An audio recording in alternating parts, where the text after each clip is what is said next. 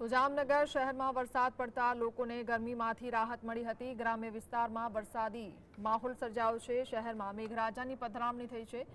જિલ્લાના મોટા ભાગના ક્ષેત્રોમાં નોંધપાત્ર વરસાદ પડ્યો છે। હવામાન વિભાગ પ્રમાણે આગામી 2 દિવસ સુધી આ વરસાદી માહોલ યથાવત રહી શકે છે।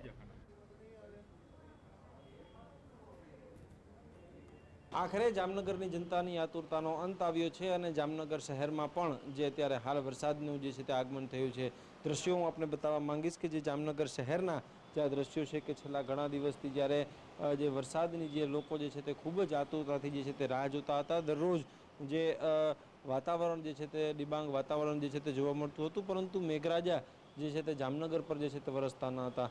ત્યારબાદ આજે અસહ્ય બફારા વચ્ચે ત્યારે હાલ જામનગરમાં પણ વરસાદનું આગમન થયું છે અને લોકોએ જે ગરમીમાંથી જે છે તે ત્યારે હાલ આંશિક રાહત જે છે તે મેળવી છે। છેલ્લા ઘણા સમયથી જે જામનગર જિલ્લાની જો વાત કરીએ તો જિલ્લામાં કાલાવડ હોય, લાલપુર હોય, જામજોધપુર હોય, તમામ તાલુકાઓમાં જે વરસાદ જે છે તે વરસ્યો છે, પરંતુ શહેરી વિસ્તારમાં વરસાદ ન વરસવાના કારણે જે લોકોને જે અસહ્ય ગરમીનો જે છે તે સહારો લેવો પડતો હતો, ત્યારે હાલ જામનગર શહેરમાં પણ જે છે તે વરસાદનું આગમન થયું છે અને હજુ પણ જે મેઘાવી માહોલ જે રીતના રચાયું છે તેના પરથી અત્યારે હાલ લાગી રહ્યું છે કે જે આવનારા જે થોડીક જ કલાકોમાં જે વરસાદ જે છે તે વધુ ને વધુ જે છે તે જામનગર શહેરમાં જે છે તે વરસી શકે છે।